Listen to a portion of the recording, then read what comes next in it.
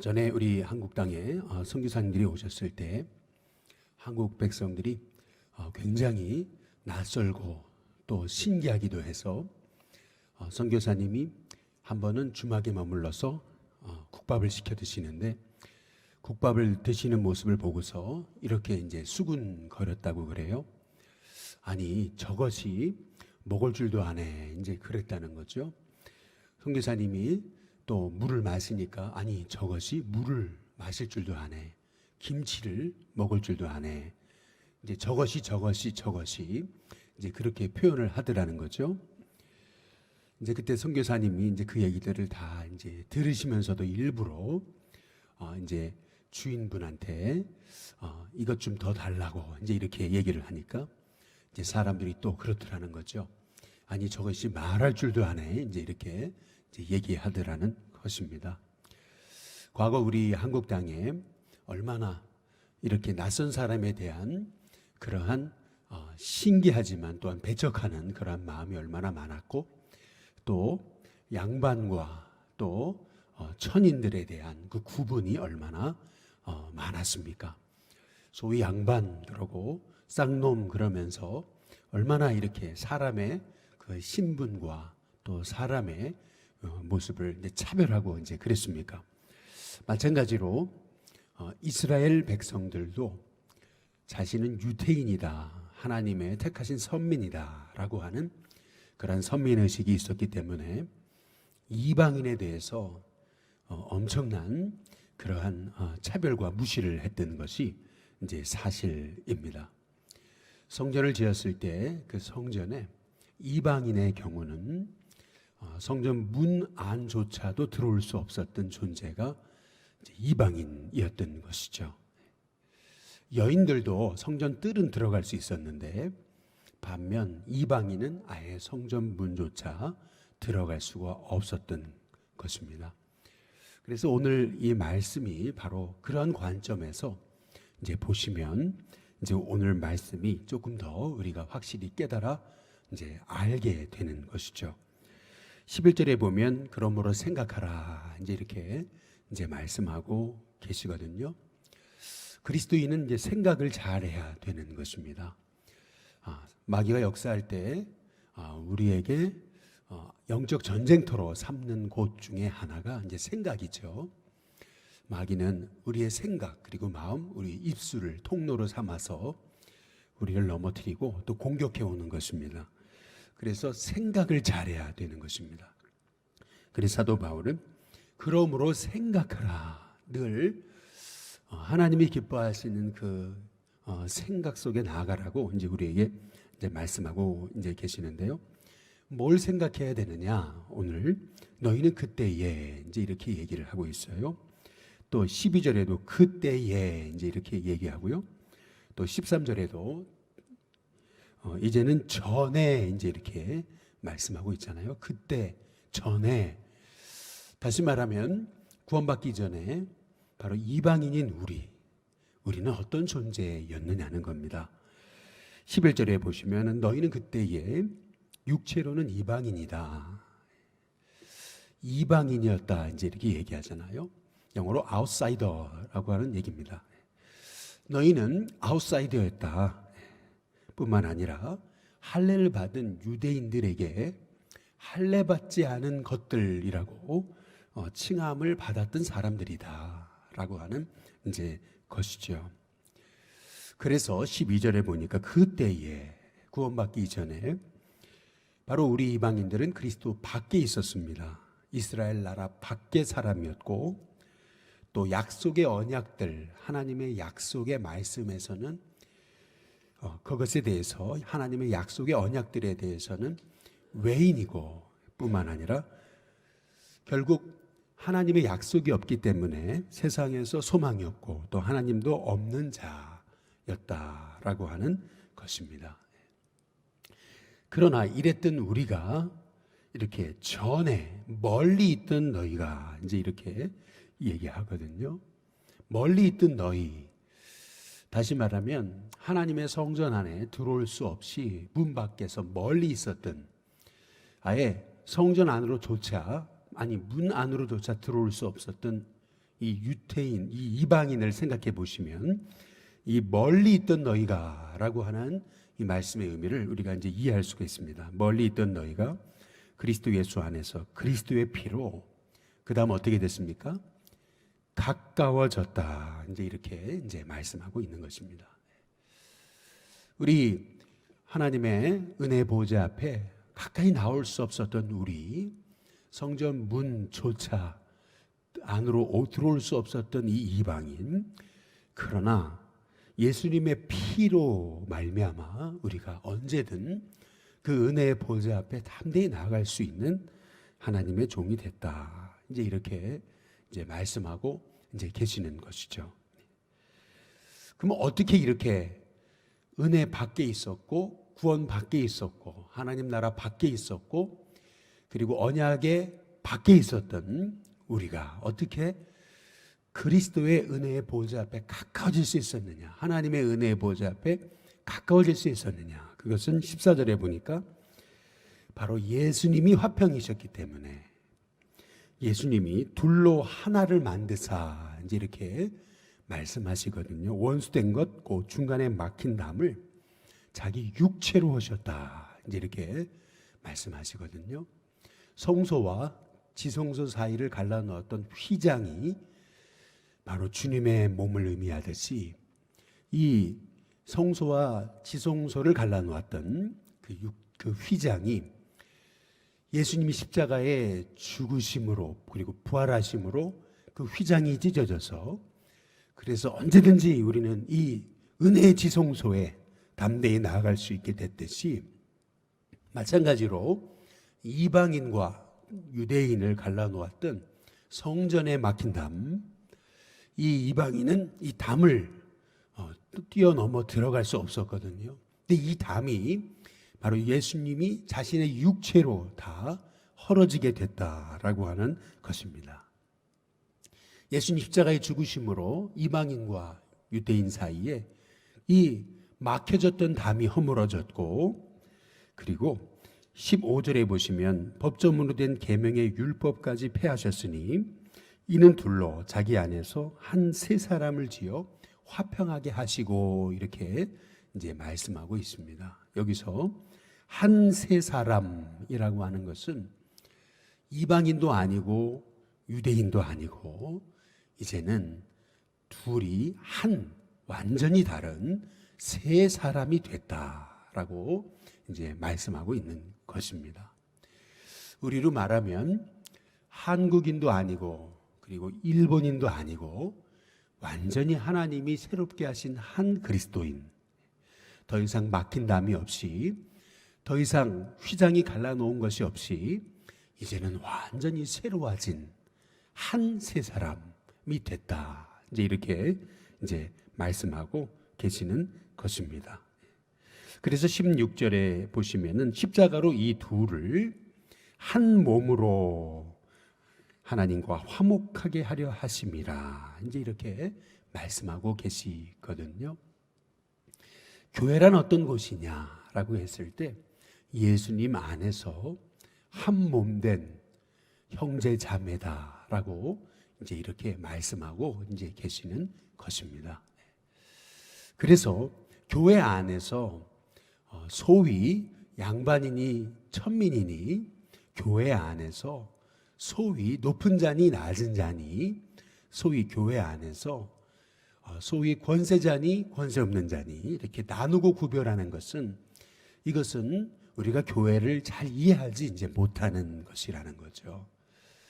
또 목회자나 장로님이나 권사님이나 집사님이나 성도님이나 이렇게 직분이 나누어진 것도 어떤 계급의 차이가 아니라 하나님을 더 잘 섬기고 또 교회를 세우기 위해서 봉사의 일을 하기 위해서 하나님은 어떤 사람은 사도로, 어떤 사람은 선지자로, 어떤 사람은 복음 전하는 자로, 어떤 사람은 목사와 교사로 세우신 거지, 이것이 어떤 사람을 구분하고 나누기 위한 그러한 소위 세상의 그런 계급이 아니라고 하는 것이라는 거예요.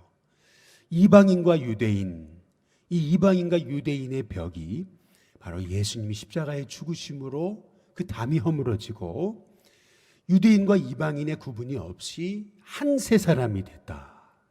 한 몸이 됐다. 이제 이것이 교회라고 이제 하는 것이거든요. 그래서 이 교회의 비밀, 이 교회의 비밀이 얼마나 놀라운 것인가. 오늘 사도 바울이 이제 그 말을 하고 있는 것입니다. 17절에 보시면은 그래서 이 오셔서 먼 데 있는 너희에게 평안을 전하시고 그리고 가까운 데 있는 자들에게 평안을 전하셨다. 아니 먼 데 있는 자에게도 가까운 자에게 있는 자에게도 평안을 전하셨다. 이 말이 뭐예요? 바로 유대인이나 성전 안으로 들어올 수 있었던 유대인이나 성전 안에 들어올 수 없었던 이방인이나 할 것 없이 다 오셔서 평안을 전하셨다. 이제 이 말씀입니다. 그래서 18절에 보시면 이는 그로 말미암아 우리 둘이 한 성령 안에서 아버지께 나아감을 얻게 하려 하십니다. 이제 이렇게 말씀하고 이제 계시는 거죠. 그래서 과거에 우리 한국 교회에 선교사님들이 오셨을 때 당시까지만 해도 교회가 이제 소위 기역자 예배당이 있었잖아요. 한쪽에서는 남자, 한쪽에서는 여자.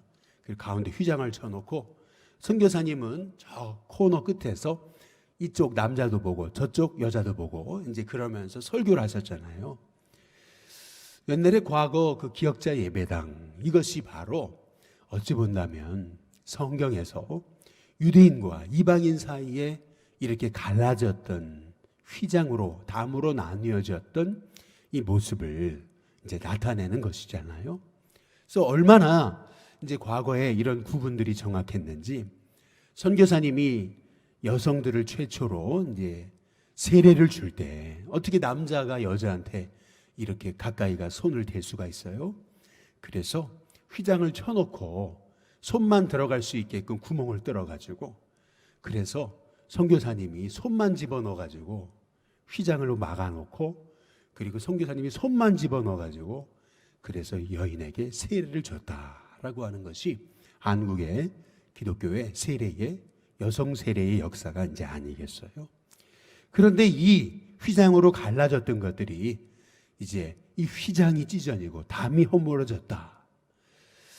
이 양반과 천민의 구분이 사라지고 이렇게 이방인과 유대인의 구분이 사라졌다. 이게 서로 두 사람이 아니라 한 사람, 그리스도 안에서 새 한 사람, 그리고 한 몸이 됐다. 이게 얼마나 놀라운 것이냐는 거예요. 이것은요, 일종의 사회 변혁이고 일종의 이것은 상상할 수 없는 완전한 새 역사인 거거든요. 이것이 어찌 본다면 유대인들에게는 엄청난 충격이었던 거예요.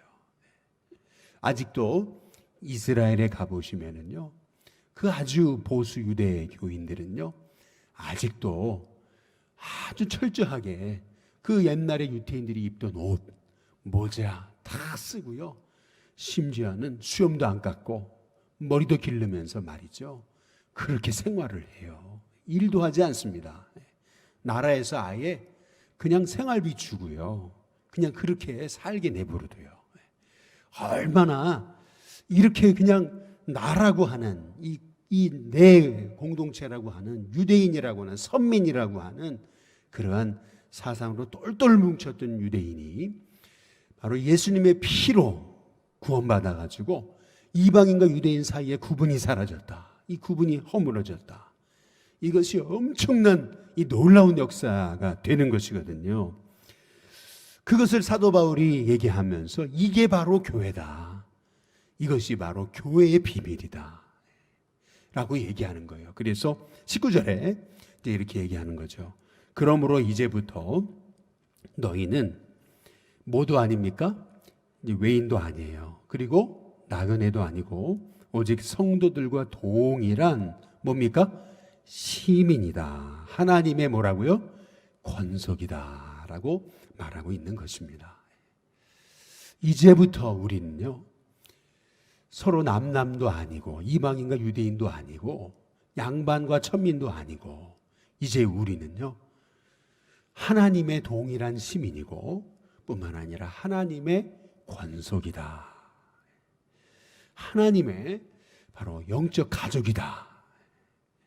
Members of God's family라고 얘기하는 거예요. 하나님의 그 가정의 멤버들이다. 이제 이렇게 이제 말하고 있는 것이죠. 이게 얼마나 놀라운 거예요. 하나님의 영적 가족이다. 영적 패밀리다. 이제 이것이 얼마나 이제 놀라운 것이냐는 것이죠. 그래서 20절에 이제 이렇게 말씀하시는 겁니다. 너희는 사도들과 선지자들의 터 위에 세우심을 입었다. 그리스도 예수께서 친히 모퉁이 돌이 되셨다. 이제 이렇게 말씀하고 계시는 것입니다. 교회의 터, 교회의 기초는 사도들과 선지자들의 터다라고 먼저 말하고 있는 것인데요. 여기서 말하는 이 선지자라고 하는 것은 구약시대의 선지자를 얘기하는 게 아니고요. 신약시대의 선지자를 얘기하는 것입니다. 아니, 신약시대에 선지자가 있었어요? 이제 이렇게 물으시는 분이 종종 있어요. 사도행전 13장 1절에 보면은 안디옥 교회에 있었던 그런 하나님의 종에 대해서 이렇게 얘기해요. 선지자들과 이렇게 얘기해요. 교사들과 분명히 선지자가 있음을 얘기하죠. 에베소서 4장 11절에 보면 어떤 이는 사도로 어떤 이는 선지자로 이렇게 얘기를 하고 있어요. 뿐만 아니라 고린도전서 12장 28절에도 하나님이 세우신 그 영적 그 은사에 보면 사도 또 선지자 이제 이렇게 얘기하고 있어요. 곧 여기 사도들과 선지자들의 터라고 하는 것은 바로 예수님이 전해 주신 그 말씀을 성도들에게 가르쳐서 증거한 그 사도들의 입술로 증거된 그 예수님의 말씀의 터 위에 교회가 세워져 있다. 라고 이제 말씀하고 있는 거예요. 다시 말해서 교회는 그래서 끊임없이 그리스도의 말씀 위에 서야 된다. 이제 그것을 이제 말하고 있는 것이죠. 근데 오늘 말씀에 그리스도 예수께서 친히 모퉁이 돌이 되셨다. 이제 이렇게 말씀하고 계시거든요. 이 그리스도께서 친히 모퉁이 돌이 되셨다라고 하는 말씀의 의미는 여러분이 이제 집을 짓는 것을 생각해 보시면은 이해하실 수가 있어요. 이제 벽을 세우게 되면은 한쪽 벽이 있고 한쪽 벽이 있지 않습니까? 두 벽이 있습니다. 한쪽은 유대인이고 한쪽은 이방인인데 이 두 벽이 서로 연결됐어요. 근데 이 두 벽을 세우는 데 있어서 이 벽의 코너, 기초가 되신 분, 바로 코너스톤이 되시는 분이 바로 예수님이시다. 이제 이렇게 말씀하시는 거거든요. 바로 이 코너스톤, 바로 이 기초석, 이 모퉁이 돌이 없다면은 그 건물은 세워질 수가 없어요. 이 건물은 결국 무너지게 되는 것이죠. 그래서 오늘 교회란 어떤 곳이냐? 교회는 오늘 21절에 보니까 그 안에서 그랬어요. 우리의 인생의 또 교회의 진정한 모퉁이 돌이 되신 예수님 안에서 건물마다 서로 이렇게 연결되어 있다는 거예요. 뿐만 아니라 서로 연결돼서 주 안에서 성전이 되어가고 이렇게 얘기하는 거거든요. 성전으로 지어져 가고 있는 거예요. 뿐만 아니라 22절에 너희도 성령 안에서 하나님이 거하실 처소가 되기 위하여 그리스도 예수 안에서 함께, 그 다음 뭡니까? 지어져 가느니라. 오늘 말씀의 핵심에서 중요한 것은 21절 끝에 성전이 됐다가 아니고요, 완성품이 아니고요, 되어 가고입니다.